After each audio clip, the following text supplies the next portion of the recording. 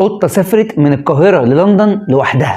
الحكاية بدأت بقطة غريبة دخلت مطار القاهرة في منطقة قرية البضايع اللي بيتم فيها شحن الحاجة من مطار القاهرة عشان تروح لدول تانية. وفعلا القطة دخلت عند الكافيتيريا بتاعة المطار وبدأت تاكل من الزبالة وبواقي الأكل اللي موجودة في الكافيتيريا ومحدش حس بيها تماما. وفضلت القطة جوه المطار وجنب الكافيتيريا وعمالة تاكل وتشرب وعايشة آخر مزاج ومحدش حاسس بيها ولا هي تعرف إنها في مطار القاهرة. فضل الموضوع ده وفضلت القطة تتمشى لحد ما وصلت طيارة على الخطوط الإماراتية. الطيارة دي كانت طالعة من القاهرة لبرمنجهام في لندن. الطيارة كانت خلاص قربت تطلع وفعلا طلعت الطيارة ومحدش حس بيها تماما ودخلت بين الشنط وفضلت قاعدة جوه الطيارة. الطيارة بدأت تتحرك بيها من مطار القاهرة في اتجاهها للندن، والرحلة دي تقريبا كانت مسافتها حوالي 3000 ميل.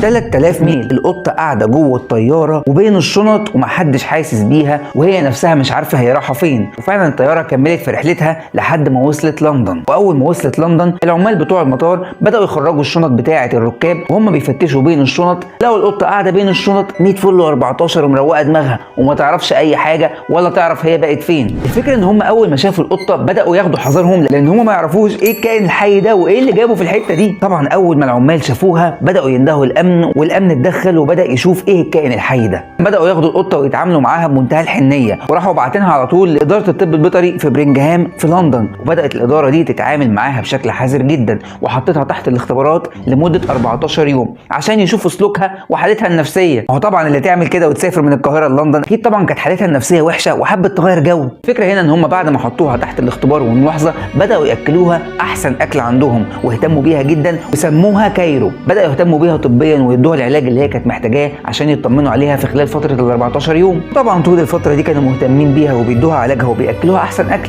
عشان يتاكدوا انها ما فيهاش اي امراض خطيره عشان ما تدخلش البلد بامراض او تنقل عدوى او امراض لاي كائن حي موجود في الدوله هناك. الموضوع هنا ما كانش مجرد ان القطه اتنقلت من القاهره للندن وهي ما تعرفش وفي نفس الوقت سافرت واهتموا بيها هناك. الموضوع كان اهم من كده. الخطوط الجويه الاماراتيه لما عرفت انه في قطه مسافره على الخطوط بتاعتها بدات تقول انا اللي هتحمل تكلفه النقل بتاعه القطه دي وتكلفه علاجها كمان اللي كان بيتم جوه لندن باعتبارها راكب من ركاب الخطوط الاماراتيه. لكن السلطات هناك في لندن قالت لهم ما ينفعش، ده واجب علينا احنا. الراكب ده نزل عندنا في لندن ولازم ياخد احسن علاج واحسن اكل طول ما هو قاعد في لندن. يعني الاثنين كانوا بيتعازموا على انهم يعملوا الواجب مع القطه. يا بخت القطه. انا قلت لك انا اللي هدفع 2 جرجة زيهم لو سمحت. بعد ما القطه كملت ال 14 يوم واطمنوا عليها واتاكدوا مليون في الميه ان هي ما فيهاش اي امراض وكلت وخدت احسن ادويه هناك بداوا يعرضوها للتبني. نزلوا اعلانات في الجرايد علشان اسره تتبناها وادوها الجنسيه وادوها اسم كايرو. وفي اقل من اسبوع لقوا تليفونات كتير جدا ولقوا طلبات من ناس ومن اسر عايزين يتبنوا القطه دي. وفعلا اسره منهم اتقبلت وخدت القطه واتبنتها والقطه عاشت معاهم هناك احسن حياه وبقت قطه انجليزيه. من مجرد انها كانت في مطار القاهره بتتمشى عشان تاكل من اكل الكافيتيريا